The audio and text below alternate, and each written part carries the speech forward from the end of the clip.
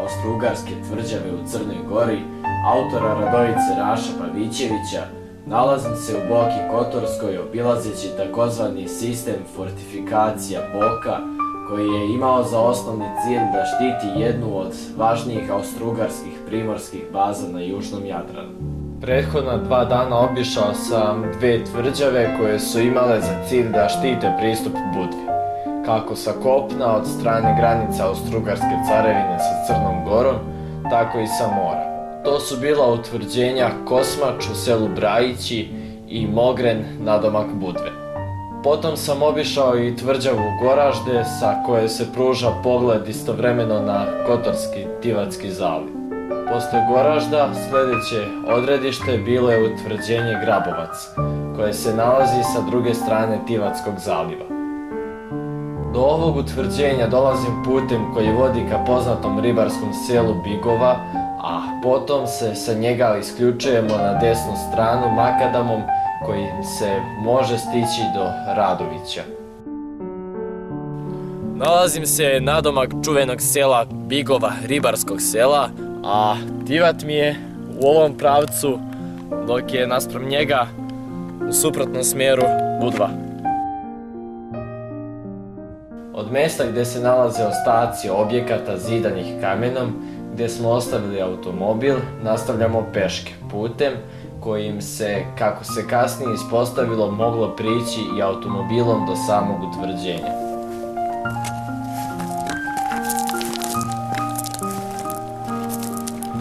Ponovo se krećem austro-ugarskim putem koji je, kao i prethodni, u odličnom stanju. Ova tvrđava nalazi se na 225 metara nadmorske visine u Grblju kod zaliva Trašte i kod zaliva Tivat.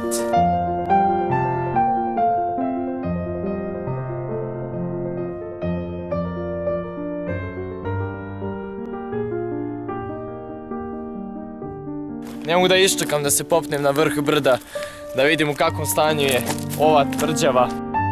Nakon nekoliko serpentina stižem i do ostataka prvih objekata koji su verovatno bili u sklopu utvrđenja Grabovac.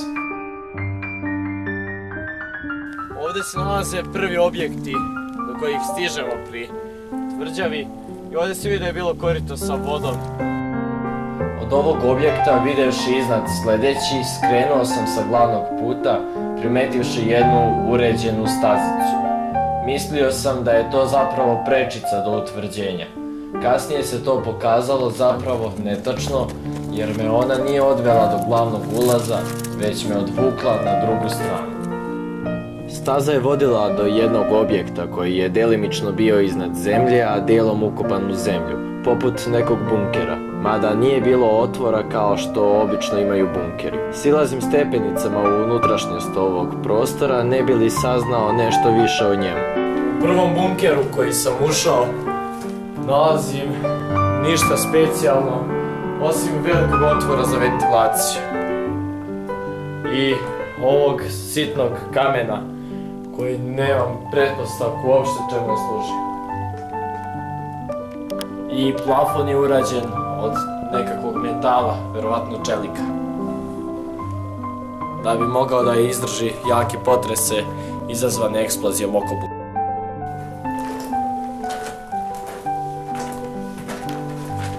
Vrlo brzo stižem i do sljedećeg, od kamena i betona zidanog objekta, tačnije ostataka nekog objekta. Tu mi pažnju privlači zidani otvor u zemlji.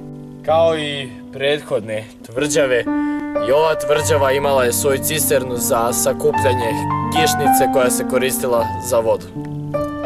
A ovdje se nalazi i nekakvo udubljenje, što znači da je nekakva ploča bila ovdje sa natpisom i ovdje možda nekakva slavina ili tako nešto.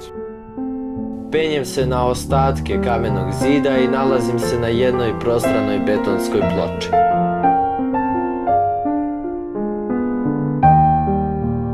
Ono što me čudi je to da se ovdje nalazi samo ravna ploča i verovatno je utvrđenje zapravo bilo ispod ove ploče.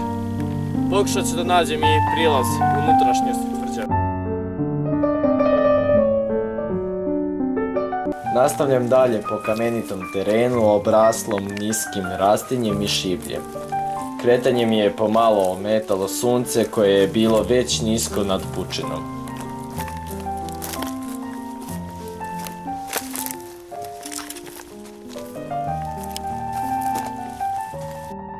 Ovdje se nalazi još jedan bunker. Naravno spuštam se i u njega kamenim stepenicama. Kada bolje razmislim, ovo bi možda pre moglo biti i sklonište za vojnike od napada neprijateljske topovske vatre ili eventualno avijacije. Pre nego što je bio neki klasičan bunker, kao što sam prvobitno pomislio. Za razliku od onog, ovaj bunker je mnogo veći.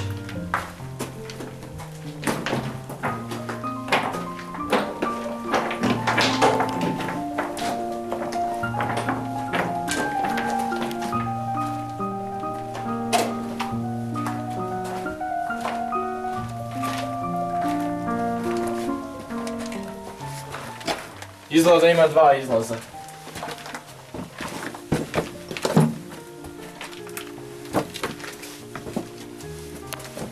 Čaj šta više, ima 3 izlaza. Izlazim na jedan od tih izlaza i ponovo se nalazim na dnevnoj svetlosti.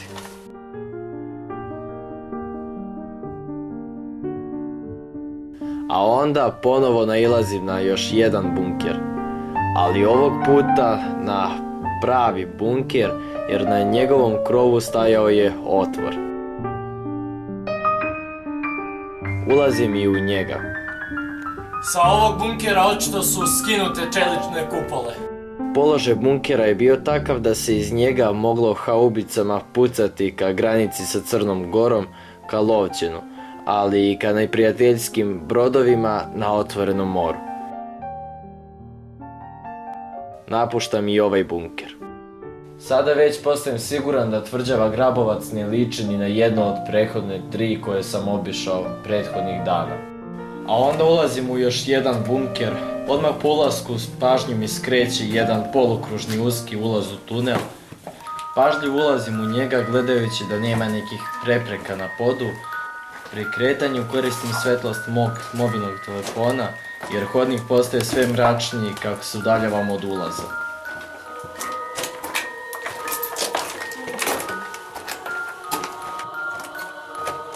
Imam osjećaj dok se krećem ispod zemlje da sam u tunelu već nekih 10-ak minuta, a kraj se ne nazire. Uopšte ne znam koliko metara je dugačak ovaj tunel. Pokušao sam da dođem do kraja, ali izgleda mi kao da kraj ne postoji.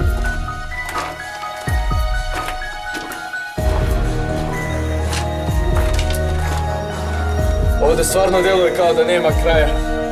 I ovaj tunel je za horror filmove dušu dao.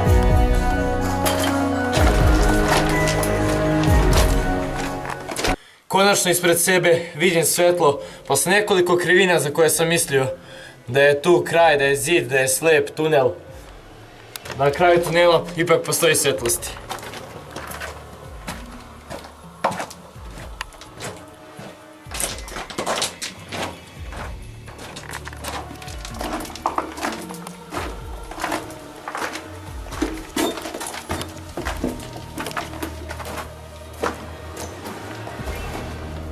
Sad kad sam došao do kraja, javlja mi se još jedan krak tunela. Vidim izlaz ispred sebe, a pored njega vidim i jedna vrata koje vode levo. Ali odmah pored mene nalazi se jedan hodnik koji vodi još dublje u zemlju. Ipak odlučen idem dublje u zemlju.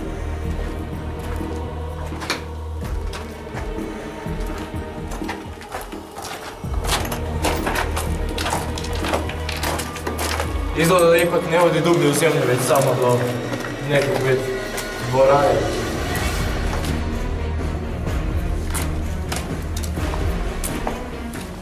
Znači, iz ovog tunela se moglo spustiti na drugi sprat utvrđenja.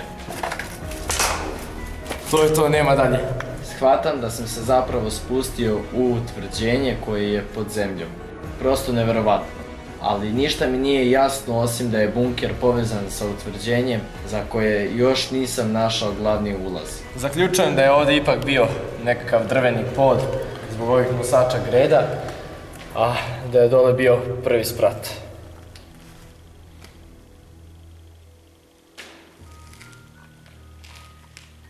Sad ću pokušati da nađem i prolaz do donjeg sprata.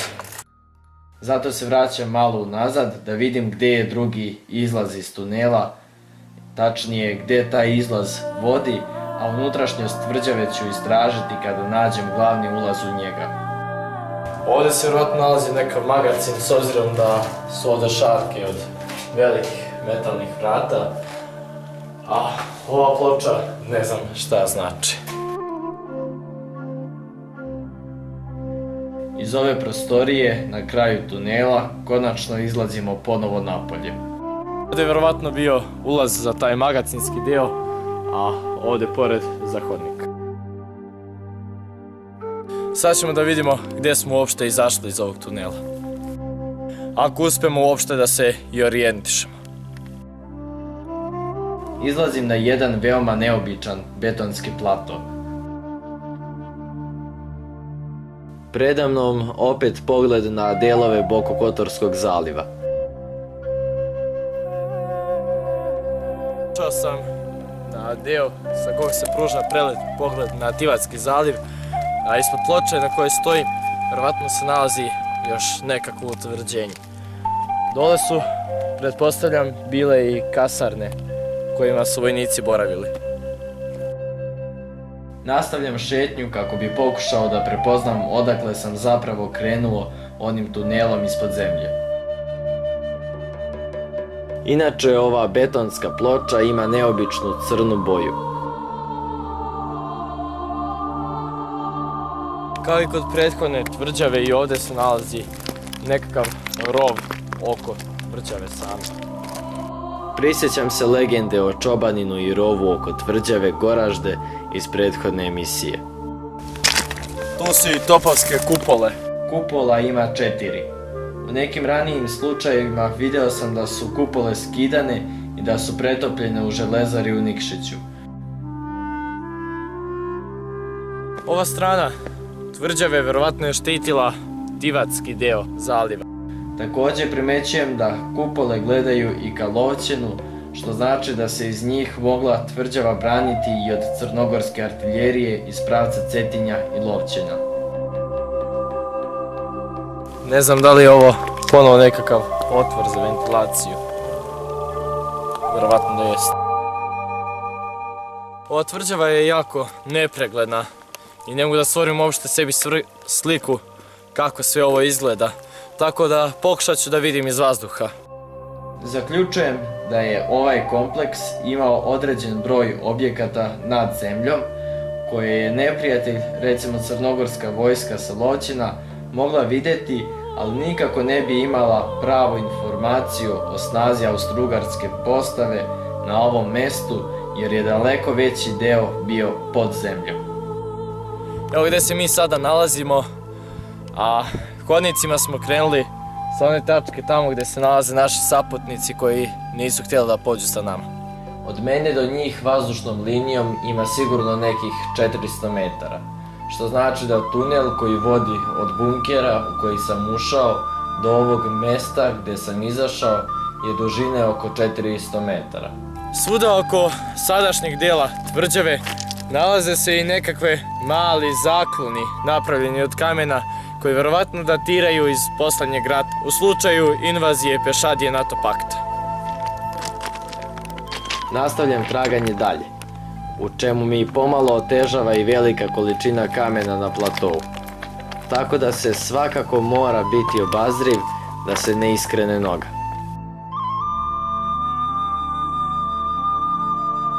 Ne mogu da vjerujem da ispod ovolike mase ovog kamena se nalaze oni tuneli kojima sam prošao, ona unutrašnjost tvrđave. Vjerovatno su ovo bili temelji ogromne kasarne ispod koje se zapravo nalazilo utvrđenje. Naravno, kao što ste vidjeli, kretao sam se tunelom sve ispod zemlje, tako da opet kao i kod prethodne tvrđave, ispod zemlje je pravi labirint tunela. Evo gdje je izlazila ventilacija iz podzemnog dijela tvrđave. Izlazila na samom ulazu po mojoj pretpostavci kasarnu.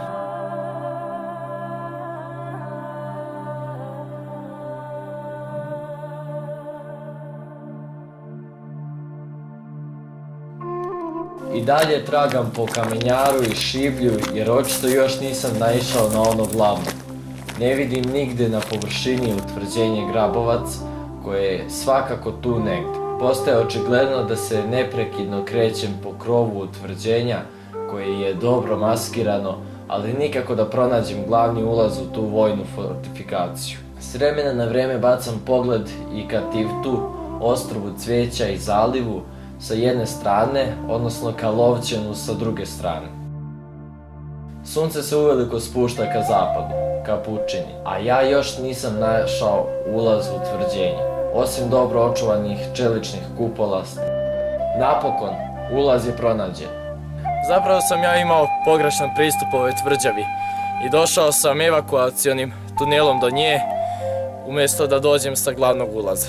Zapravo stigao sam do prednje strane utvrđenja koje je skoro neprimetno zbog visokog zida koji ga zaklanja, a zid je opet dobro maskiran prirodom, kamenom i rastinjem. Ostalo je samo da se spustim do glavnog ulaza jer sam se zapravo nalazio iznad njega. Ipak, silaženje do glavnog ulaza oduzima mi mnogo vremena, a moj avanturistički duh mi kaže da uđem kroz ovaj prozor i pokušam da siđem na prvi sprat. Zapravo na kraju ulazim kroz prozor na gornji sprat utvrđenja. Poduhvat jeste bio pomalo rizičan jer plafon ili pod je većim dijelom provaljen. Na ovom mjestu se nalazila pećnica, tako da vjerovatno je na ovom spratu bila kuhinja, a zbog mokrih čvorova koji su vjerovatno postojali, dole ispod nalazio se i WC ili umivaonik. Posle kraćeg istraživanja jednog dijela sprata vraćam se ponovo napolje jer procenjujem da je svakako najkorisnije da se ipak spustim do glavnog ulaza sada kada sam ga već pronašao. Ova tvrđava Grabovac opet solidno je očuvana, možda i zbog toga što je najmlađa i što je rađena ne samo od kamena već od kombinacije kamena i betona. A onaj tunel kojim smo prošli zapravo je evakuacioni tunel koji je služio u slučaju napada crnogorske artiljerije. Austrougarske tvrđave u Crnoj Gori, kako sam saznao, zvali su se forovi i dele se na potpuno oklopljene forove i obične forove. Potpuno oklopljenih postoje samo 4 i jedna od njih je upravo ova tvrđava Grabovac. Nalazi se ulaz u još jedan bunker koji se završava puškarnicom. Naravno silazim da pogledam i njega spuštajući se niz stepenice nekih oko metar pod zemlju ponovo. Očigledno je ovaj bunker ispred samog ulaza u utvrđenje bio neka posljednja odbrana od neprijatelja, u slučaju da je isti ipak uspio sa pešadijom da dopre do njega. Zapravo, možda je to bila neka vrsta predstraže, pored puta koji je vodio ka ovoj fortifikaciji, jer očito veći deo vojne posade je boravio u ovim prostorijama ispod zemlje koje su bile potpuno zaštićene i nevidljive.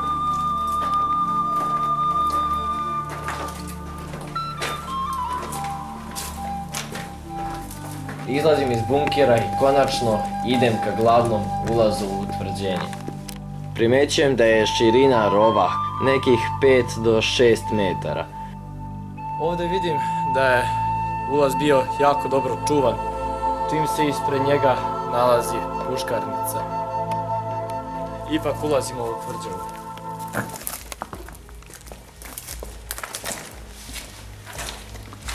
Već na samom ulazu primećujem, kao i prethodnoj tvrđavi Goražde, da je i ovdje bilo dosta podzemnih prostorija, koje su imale različite funkcije i namene.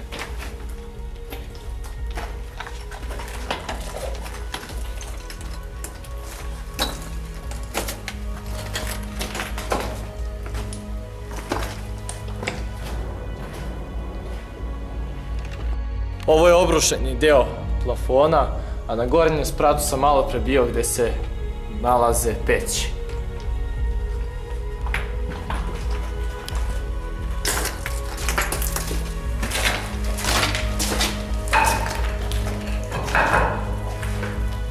Nažalost, izgleda da će mi gornji deo ostati nepoznat. Nepoznat jer je odvaljen deo stepeništa koji je iz ove prostorije vodio na gornji sprat. Primećujem da u skoro svim prostorijama nedostaju plafoni. Zaključujem da su oni bili od drvene građe i da je ta građa verovatno posle povlačenja austrougarske vojske sa ovih prostora iskorišćena za neke druge objekte. U nekoliko prostorija nalazim i dijelove izbetonirane u podu, poput nekih malih bazena, to jest korita.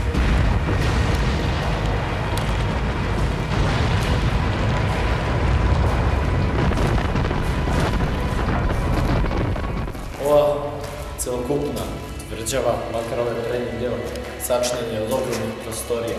U svakoj od njih nalazi se nešto nalik današnjem umivalniku.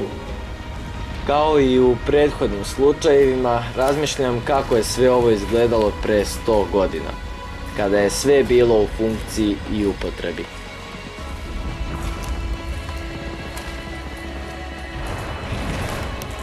Iako znam da je opasno i možda beznačajno da se penjem na drugi sprat, ipak ću pokušati da saznam neke tajne i o gornjem spratu. Uprkos rupama i provaljenom podu nisam mogao da odolim stepenicama koje su se konačno našle predamnom. Pažljivo se penjem na sprat, vodeći računa da ne napravim neki pogrešan korak ili da ne nagazim na deo poda koji nema više oslonca, zaobilazeći vešto rupe. Ovo dole je bilo prizemlje. Sada sam na prvom spratu, a stepenice opet vode dalje na drugi sprat, što je zanimljivo, sve je ovo ispod zemlje.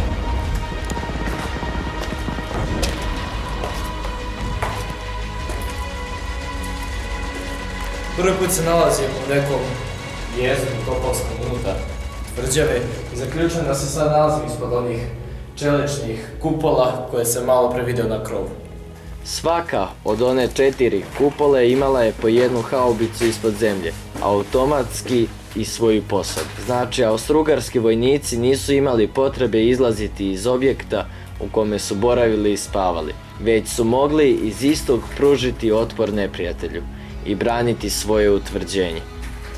Na zidovima nalazim urezane u betonu i neke oznake čije tumačenje mi nije poznato.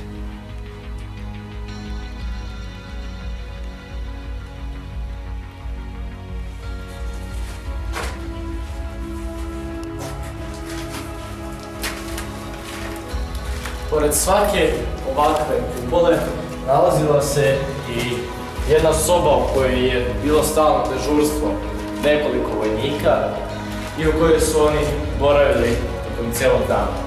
Zaključujem da je to ova soba i ovdje se čak nalazi mljekar Dušek koji je vjerovatno kasnije dodatno.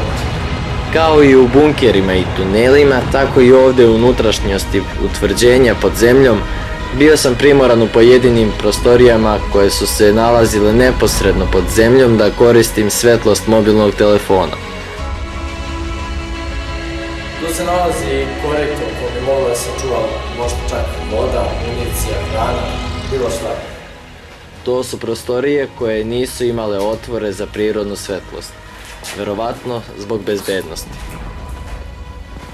Iz nekog razloga neka od vrata su rezidana, ali verovatno neki od posetilaca želim da otkriju šta se krije sa drugih strana ovih malih tankih zidova, su probijali ove zidove, tako evo ponovo otvarali davno zatvorena vrata.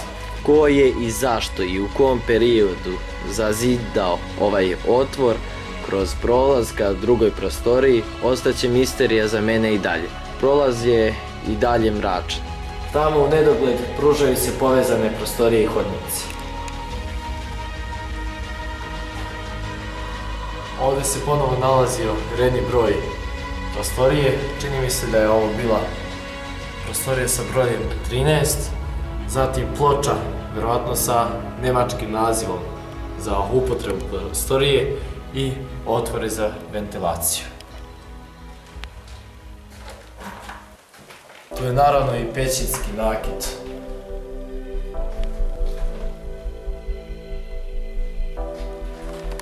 Zaključujem da su one 4 kupole zapravo ispod zemlje također povezane.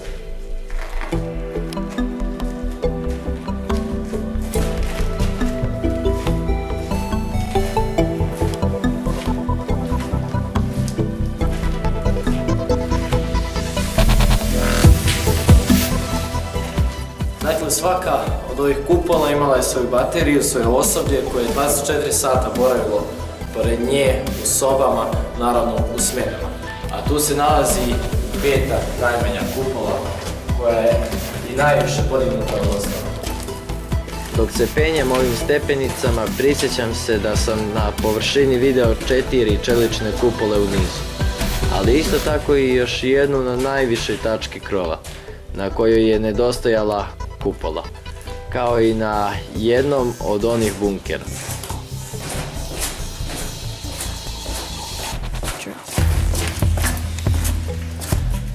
Znajući kako izgleda i kako se upotrebljavalo oružje u tom periodu Prvog svjetskog rata, ne mogu ni da zamislim zbog ove aktivnosti kako li bi zvučalo kada bi se ti topovi pokrenuli. Svestan da se sumrak bliži, rešavam da napustim dalje istraživanje objekta iznutra i da se spustim do izlaza dok još uvek dopire unutra dnevna svetlost. Da malo rezimiram utiske i pokušam još jednom da ispričam istoriju ovog utvrđenja. Nalazi se na nadmorskoj visini od 250 metara, u grblju, na vratu kopna između zaliva Trašte i Tivatskog. Grabovac je rađen od 1907. do 1909. godine i spada u red najsavremenijih forova tog vremena. For je uronjen u zemlju, sa južne strane se nalaze 4 kupole za dejstvo haubica, za divno čudo stoje i dalje. Niko ih nije pretopio kao što je bio slučaj sa mnogim drugim utvrđenjima. Napuštajući ovu 4. tvrđavu, dolazim do zaključka da je ipak svaka na svoj način jedinstvena i svaka je različito projektovana. I u sumrak drugog dana boravka u Crnoj Gori završavam obilazak 4. tvrđave, što znači da detaljno za jedan dan mogu samo 2 tvrđave da se istraže.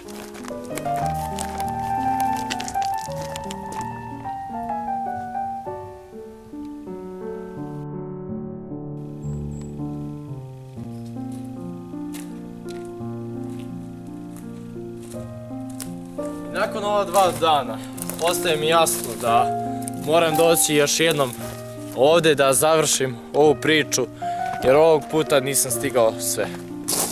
Na kraju drugog dana, da podsjetim, bio sam u tvrđavama Kosmač, potom Mogren, zatim Goražde i na kraju ovog 3. dela Grabovac.